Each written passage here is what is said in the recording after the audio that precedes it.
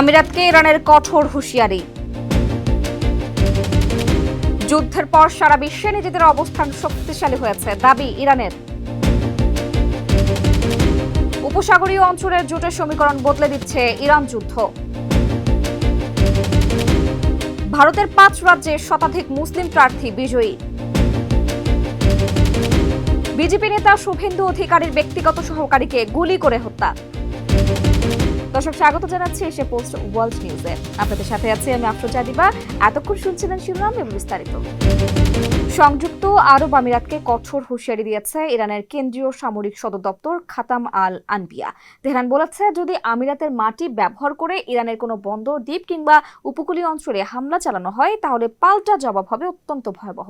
একটি মুসলিম দেশ হিসেবে আমিরাতের মাটি যুক্তরাষ্ট্র কিংবা ইসরায়েলকে ব্যবহার করতে দেওয়া উচিত নয় বলেও সতর্ক করেছে ইরান। বিস্তারিত প্রতিবেদনে। সংযুক্ত আরব আমিরাতকে এবার এক নজিরবিহীন ও কঠোর হুঁশিয়ারি দিয়েছে ইরানের কেন্দ্রীয় সামরিক সদর দপ্তর খাতাম আল আনবিয়া। এক আনুষ্ঠানিক বার্তায় তেহরান সাফ জানিয়ে দিয়েছে, যদি আমিরাতের মাটি ব্যবহার করে ইরানের কোনো বন্দর, দ্বীপ বা উপকূলীয় অঞ্চলে হামলা চালানো হয় তবে তার পাল্টা জবাব হবে অত্যন্ত ভয়াবহ এবং অনুতপ্ত করে দেওয়ার মতো।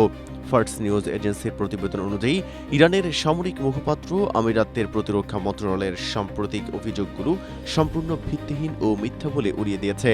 তিনি বলেন, ইরান যদি কোনো হামলা চালায় তবে তা বুক ফুলিয়ে প্রকাশ্যে ঘোষণা করবে। মুখপাত্র আমিরাত সরকারকে সতর্ক করে বলেন, একটি মুসলিম দেশ হিসেবে আমিরাতের মাটি যেন আমেরিকান ও জায়নবাদীদের সামরিক ঘাঁটিতে পরিণত না হয়। ইরান অভিযোগ করেছে যে বর্তমান আমিরাত এখন আঞ্চলিক অস্থিতিশীলতার প্রধান উৎস যুক্তরাষ্ট্র ও ইসরায়েলের একটি বড় আখড়ায় পরিণত হয়েছে। তেহরানের দাবি, তারা এই পর্যন্ত আমিরাতের উস্কানির মুখে কেবল দেশটির বসবাসরত সাধারণ মুসলিম ভাই বোনদের নিরাপত্তার কথা চিন্তা করে চরম সংযম প্রদর্শন করেছে। তবে এই সংযমের একটি সীমা আছে। মুখপাত্রের ভাষায়, নিজেকে নির্যাতিত সাজিয়ে বা অপপ্রচার চালিয়ে সমস্যার সমাধান হবে না, বরং শত্রুর হাত শক্ত করা বন্ধ না করলে আমিরাতকে এর চরম মূল্য দিতে হবে। যুক্তরাষ্ট্র ও ইসরায়েলের সঙ্গে যুদ্ধের পর সারা বিশ্বে ইরানের অবস্থান আরও শক্তিশালী হয়েছে বলে দাবি করেছে দেশটির পররাষ্ট্রমন্ত্রী আব্বাস আরাকচি। তিনি বলেন, যুদ্ধ পরবর্তী ইরান আর আগের ইরানের মধ্যে অনেক পার্থক্য। এই যুদ্ধের কারণে আন্তর্জাতিক অঙ্গনে তেহরানের অবস্থান অনেক বেশি শক্তিশালী হয়েছে। বিস্তারিত প্রতিবেদনে।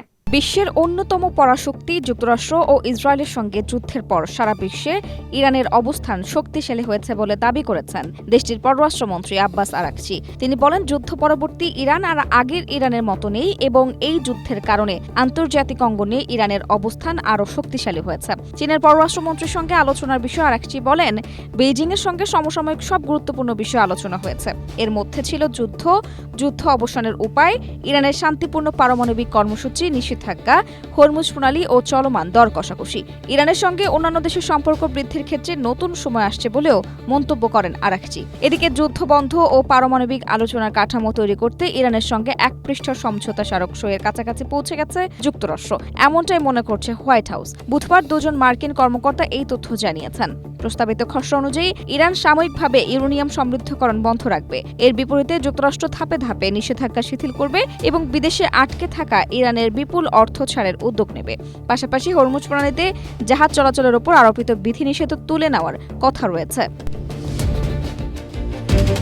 ইরান যুদ্ধ দীর্ঘমেয়াদে পারস্য উপসাগরীয় অঞ্চলের রাজনৈতিক ও অর্থনৈতিক সমীকরণে বড় ধরনের পরিবর্তন আনবে বলে মনে করছেন বিশ্লেষকরা। তারা বলছেন, এই সংঘাত উপসাগরীয় সহযোগিতা সংস্থার দেশগুলোর নিরাপত্তা কৌশল এবং আন্তর্জাতিক অংশীদারিত্ব পুনর্বিবেচনা করতে বাধ্য করবে। বিস্তারিত প্রতিবেদনে। ইরান যুদ্ধ দীর্ঘমেয়াদে পারস্য উপসাগরীয় অঞ্চলের রাজনৈতিক ও অর্থনৈতিক সমীকরণে বড় ধরনের পরিবর্তন আনবে বলে মনে করছেন বিশ্লেষকরা। এ বিষয়ে আরব পার্সপেক্টিভ ইনস্টিটিউটের পরিচালক জায়দুন আল কিনানি বলেন, এই সংঘাত উপসাগরীয় সহযোগিতা সংস্থার দেশগুলোর নিরাপত্তা কৌশল এবং আন্তর্জাতিক অংশীদারিত্ব পুনর্বিবেচনা করতে বাধ্য করবে। তিনি বলেন, উপসাগরীয় সহযোগিতা পরিষদের দেশগুলো ইরানের সাথে তাদের সম্পর্কের উন্নতি উপভোগ করছিল, যদিও তাদের মধ্যে কয়েকটি দেশের সাথে তেহরানের দীর্ঘদিনের মতবিরোধ ছিল। আল কিনানি আরও বলেন, এই অগ্রগতির অনেক কিছুই এখন উল্টে যেতে পারে, কারণ ইরান তার আঞ্চলিক প্রতিবেশীদের অনেককেই এই যুদ্ধে মার্কিন প্রভাব বা মার্কিন স্বার্থের একটি অংশ হিসেবে দেখছে। তিনি বলেন, আরব রাষ্ট্রগুলো হয় তাদের জোটগুলোকে নতুন করে সাজাবে অথবা অথবা তাদের আন্তর্জাতিক সম্পর্কের উন্নতি ঘটাবে। পাশাপাশি এই ধরনের হামলা যাতে তাদের অর্থনীতি এবং অস্তিত্বের নিরাপত্তার জন্য সরাসরি হুমকি হয়ে না দাঁড়ায়, সেজন্য তারা নিজেদের সামরিক সক্ষমতা বৃদ্ধিতে বিনিয়োগ করবে। ভারতের 5 রাজ্যের বিধানসভা নির্বাচনে মোট 107 জন মুসলিম প্রার্থী বিজয়ী হয়েছেন। এবারের ফলাফলে বেশ কিছু চমক দেখা গেছে। আসামে কংগ্রেসের 19 জন বিজয়ীর মধ্যে 18 জনই মুসলিম প্রার্থী। কেরালায় 35 জন মুসলিম প্রার্থীর জয়ে ইউডিএফ জোটের শক্ত অবস্থান ফুটে উঠেছে। বিস্তারিত প্রতিবেদনে। ভারতের পশ্চিমবঙ্গ, কেরালা, আসাম, তামিলনাড়ু ও পুদুচেরি এই 5 রাজ্যের বিধানসভা নির্বাচনে মোট 107 জন মুসলিম প্রার্থী বিজয়ী হয়েছেন। এবারের ফলাফলে বেশ কিছু চমক দেখা গেছে। আসামে কংগ্রেসের 19 জন বিজয়ীর মধ্যে 18 জনই মুসলিম, যা এক অনন্য নজির। কেরালায় 35 জন মুসলিম প্রার্থীর জয়ে ইউডিএফ জোটের শক্ত অবস্থান ফুটে উঠেছে। তবে পশ্চিমবঙ্গে মুসলিম বিধায়কের সংখ্যা 44 থেকে কমে 40 জনে দাঁড়িয়েছে। এর প্রধান কারণ তৃণমূলের মুসলিম প্রার্থী কমিয়ে আনা। অন্যদিকে বিজেপি কোথাও কোনো মুসলিম প্রার্থী দেয়নি। তামিলনাড়ু ও পুদুচেরিতে মুসলিম জনসংখ্যা অনুযায়ী জনপ্রতিনিধি অনেক কম। সামগ্রিকভাবে দেখা যাচ্ছে কেরালা ও আসামে মুসলিম নাগরিকত্ব বাড়লেও বড় দলগুলোর অনীহার কারণে অন্য রাজ্যগুলোতে এই হার আশানুরূপ নয়। ভারতের পশ্চিমবঙ্গে বিজেপি নেতা শুভেন্দু অধিকারীর ব্যক্তিগত সহকারীকে গুলি করে হত্যা করা হয়েছে। উত্তর 24 পরগনা জেলার মধ্যগ্রামে এই ঘটনা ঘটেছে। কিলিং মিশনের 4টি মোটরসাইকেলে মোট 8 জন অংশ নিয়েছিলেন বলে জানিয়েছে ভারতীয় গণমাধ্যম। বিস্তারিত প্রতিবেদনে। ভারতের পশ্চিমবঙ্গে বিজেপি নেতা শুভেন্দু অধিকারীর ব্যক্তিগত সহকারীকে গুলি করে হত্যা করেছে দুর্বৃত্তরা। বুধবার রাতে উত্তর 24 পরগনা জেলার মধ্যগ্রামে এই ঘটনা ঘটে।